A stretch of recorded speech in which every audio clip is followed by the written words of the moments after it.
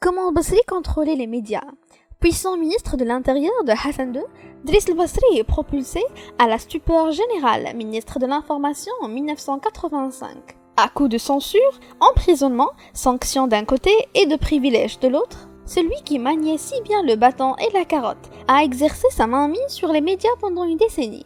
Proche collaborateur de al-Basri, Mohamed Siddiq Ma'ninou nous éclaire dans ses mémoires Ayam Zaman sur les méthodes du Big Brother du roi défunt. De nombreux hauts commis de l'État marocain quittent ce monde sans laisser la moindre trace écrite de leur expérience. Mohamed Siddiq Ma'ninou est l'un des rares responsables à raconter ses mémoires pour nous éclairer entre autres sur le ministre de l'Intérieur Driss al-Basri, toujours omniprésent dans la mémoire collective. Tour à tour traducteur, présenteur, directeur de la télévision nationale, directeur de l'information, puis secrétaire général du ministère. L'homme né en 1944 a collaboré avec la boîte noire du régime de Hassan II durant 12 ans. Lorsqu'il a accédé en 1985 à la tête du ministère de l'Information, Driss al-Basri l'a géré d'une main de fer pour prendre le contrôle d'un secteur qui lui échappait encore relativement. Dans le 5e tome de ses mémoires Ayam Zaman, Ma'ninou revient sur les jagissements du serviteur du roi aux humeurs brusques et incontrôlables. Du putsch contre le ministère de l'Information à la mainmise sur la télévision par des gouverneurs aux ordres de al-Basri. De l'espionnage des journalistes de la presse écrite à la frilosité du régime quant à la liberté de la presse. Le livre est une mine d'anecdotes qui nous plonge dans un passé pas si lointain, de l'histoire par le petit bout de la lorgnette. Putsch contre le ministère de l'Information. Premier flic du royaume, redoutable vizir de Hassan II, Driss al-Basri est propulsé, à la stupeur générale, à la tête du ministère de l'Information en 1985. À l'origine de cette décision surprenante, une colère de Hassan II contre Dar el-Brihi, alors qu'il regarde l'émission Watiqa sur la RTM, qui donne à entendre les témoignages d'anciens responsables marocains. Le monarque est atterré par les propos peu amènes envers le système de Mehdi Ben Aboud, ancien ambassadeur du Maroc aux États-Unis. S'ensuit le limogeage de Abdelatif el-Filali, remplacé illico par le bras droit du roi, qui trône désormais à la tête du ministère de l'Information et de l'Intérieur. Lorsque Driss al-Basri a été nommé ministre de l'Information, en plus de ses fonctions de ministre de l'Intérieur, tout le monde croyait que cette décision, prise à la suite d'une colère royale passagère, n'était pas définitive, et qu'il ne resterait à la tête du département de l'information que quelques semaines, en attendant un remaniement ministériel. Se souvient Mohamed Siddiq Ma'ninou, c'est aussi ce que laissait entendre Driss al-Basri lui-même.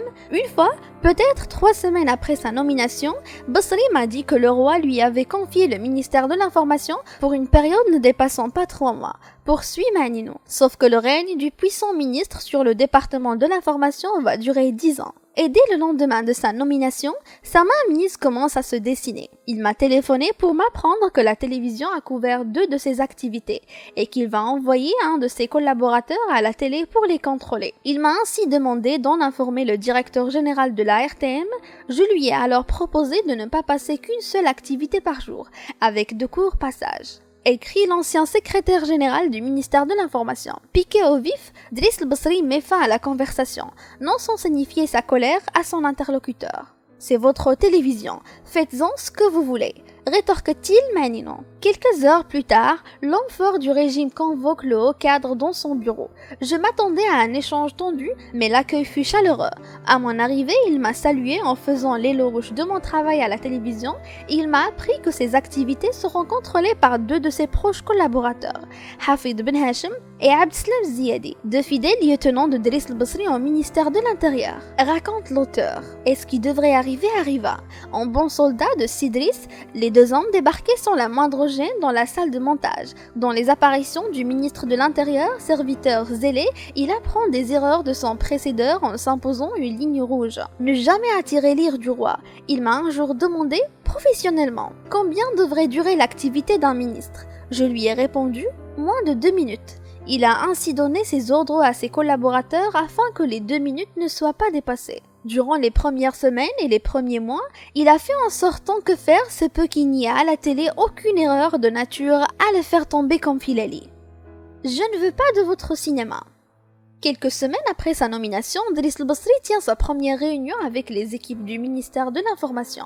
Quelque peu tendu, le ministre donne-le là en enfonçant une porte ouverte. Les outils que vous dirigez s'adressent directement aux Marocains, ce qui donne à ces outils énormément d'influence. Après les interventions du directeur de la radio nationale, Mohamed Ben Deddouche, et du directeur général de la MAP, Abdeljalil Fenjiro, la parole est au directeur du Centre cinématographique marocain, le CCM, Souheil Ben Barka. S'exprimant en français, le réalisateur, qui n'a pas la langue dans sa poche, dépeint un portrait sombre aussi bien du cinéma marocain que du CCM. Son analyse était fondée sur des raisons à la fois professionnelles et commerciales. Il avait des ambitions dans le cinéma et ailleurs. Explique Manino. Après un court silence, l'homme surprend l'assistance en lançant « Le cinéma n'a rien à voir avec les médias. Le cinéma doit dépendre du ministère de la Culture. C'est pourquoi je vous propose de mettre le CCM sous sa tutelle. » La réaction de l'enfant de Stade, Basri a tapé violemment du poing sur la table, faisant trembler le verre du thé posé à sa droite.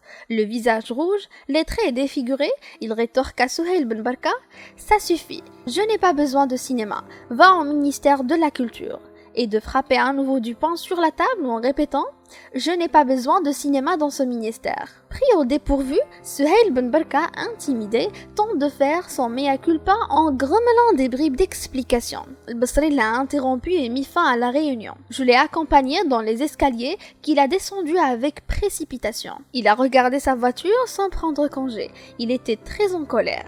Si bien que Basri n'est plus revenu à son bureau au ministère de l'Information, au boulevard Mohamed V, durant les 10 années de ses fonctions. Les secrétaires l'ont attendu en vain tout ce temps. Leur fonction était de nettoyer le bureau. Il a répudié totalement le bâtiment de son ministère. Mais il a envoyé plus tard des jeunes qui devaient se préparer à assumer des responsabilités. Beaucoup d'entre eux deviendront gouverneurs, directeurs centraux, directeurs d'agence, diplomates sous Hassan II et Mohamed VI. A-t-il sévi contre Souheil Ben Barka? Loin s'en faut.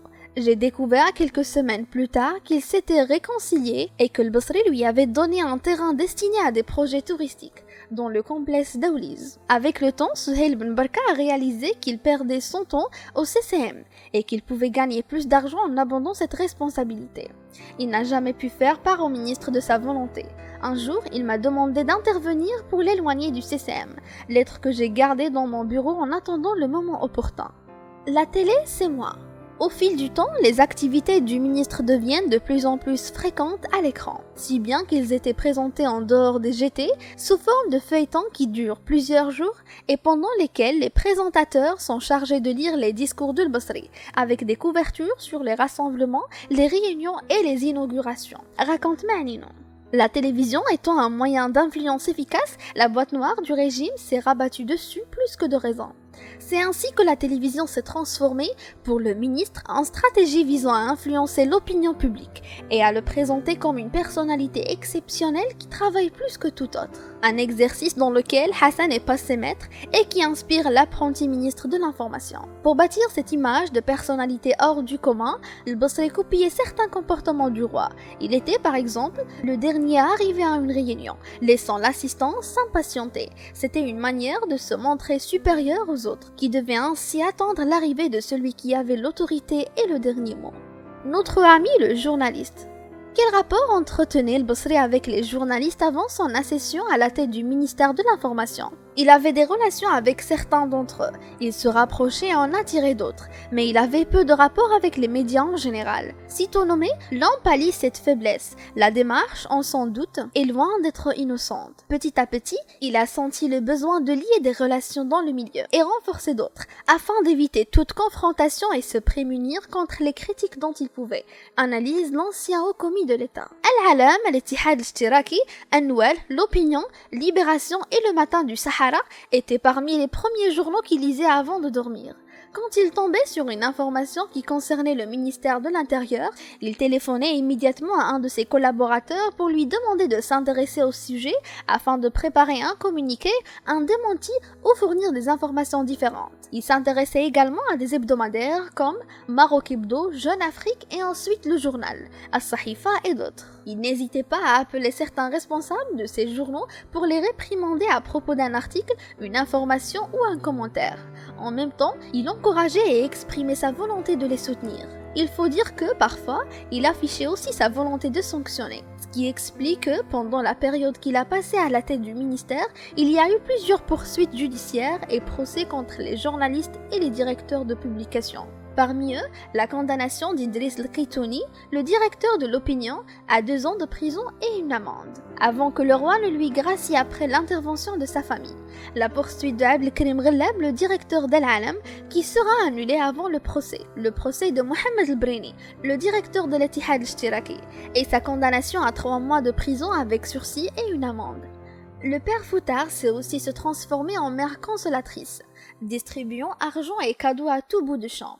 De nombreux journaux et de nombreux journalistes ont bénéficié de manière personnelle de soutien financier pour montrer leurs projets ou pour faire face à des problèmes sociaux ou de santé, ou encore pour passer des vacances.